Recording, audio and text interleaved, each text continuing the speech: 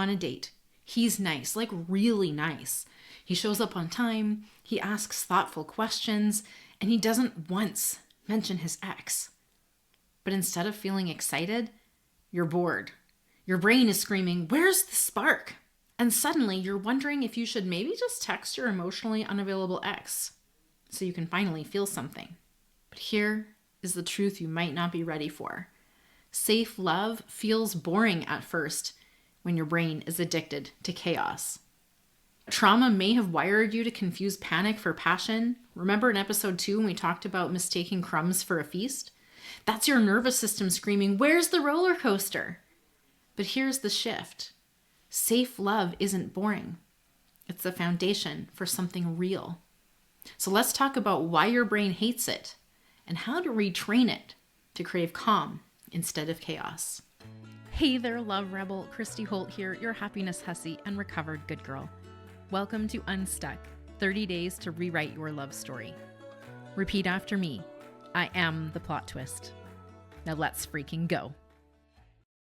Now let's get one thing straight. Your brain isn't broken. It's just wired for your survival. And if you grew up in chaos, whether it was a tumultuous home, a string of toxic relationships, or a world that taught you love was something that you had to earn, your nervous system has probably learned to equate chaos with connection. Drama felt like love because it was familiar. But here's the thing, safe love doesn't give you an adrenaline rush. It doesn't make your heart race or your palms sweat in the same way. And it doesn't keep you up at night wondering if they're going to text you back.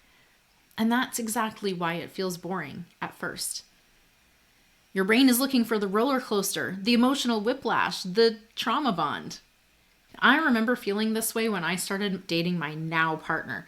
He was consistent, kind, and emotionally available. Everything I thought I wanted. I knew I wanted. But instead of feeling restless or bored, I felt safe, like I was coming home. Now, I had done the work to get clear on what it was that I truly wanted, the opposite of those toxic patterns we just talked about. And I was able to recognize it when it found me.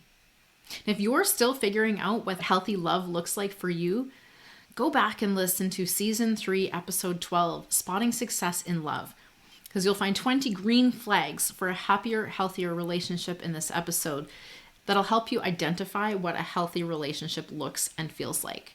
I'll link it below in the show notes.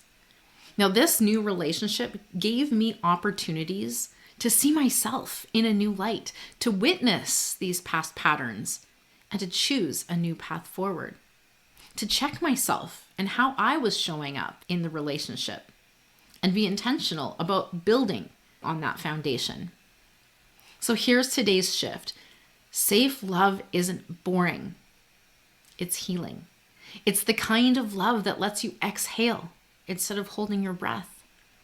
It's the kind of love that feels like coming home, not walking on eggshells.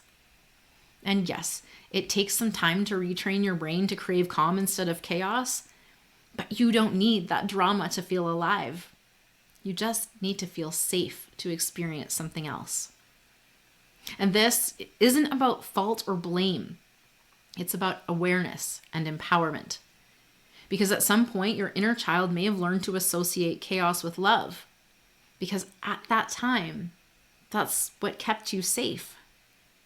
But you're not that child anymore. And you have the power to rewrite the script. To choose a different outcome for yourself. To choose to create a love that feels like freedom rather than fear. And if you're ready to stop chasing chaos and start craving calm, grab a copy of Love Unstuck because it's packed with tools that are designed to help you break free from those toxic patterns to create the love you deserve. When that restlessness that you feel when things are going well pops up, the way that your brain starts looking for problems even when there aren't any, that's your nervous system detoxing from your addiction to chaos. It's your body's way of screaming, this feels unfamiliar and not in a good way. So if this comes up, try this instead. Ground yourself. Press your feet flat into the floor like you're rooting deeply into the earth.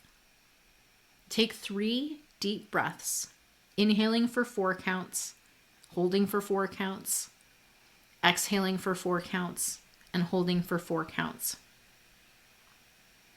And when you've finished taking your 3 deep box breaths, say out loud, I am safe. I am here. I am enough. And then ask yourself, am I craving him, or am I simply craving chaos?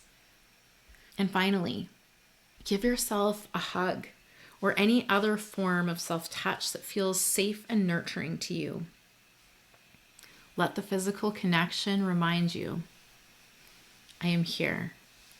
I am whole. I am loved. And before we wrap, let's add to your toolkit. Today's addition to the fuck it list, chasing chaos instead of calm. Write it down, burn it, rip it to shreds, and throw it up like confetti. You decide. And then head over to the Rebellious AF in Love playlist and hit play on John Mayer's Gravity to remind you why safe love is worth it. Next up, stop pretending you're low maintenance. Have you ever found yourself saying, I'm fine with casual when you're not, or shrinking your needs to fit someone else's potential? In the next conversation, we're going to dive into why shrinking doesn't make you chill. It actually makes you invisible. And if you've ever wondered, why do I keep settling for less than I deserve? Or how do I stop pretending I'm okay with crumbs? This episode is for you. Because you don't have to be limited to fine. You are fierce. And it's time to start acting like it. I love you. Now let's go do some epic shit, shall we? If this hit like a 2 a.m. epiphany, do me a solid. Subscribe. Leave a hell yes below. Share this with someone who's done settling. And grab your plot twist toolkit at loveunstuck.com. Your love story is already rewriting itself. Now go choose yourself like your happiness depends on it. Because it does.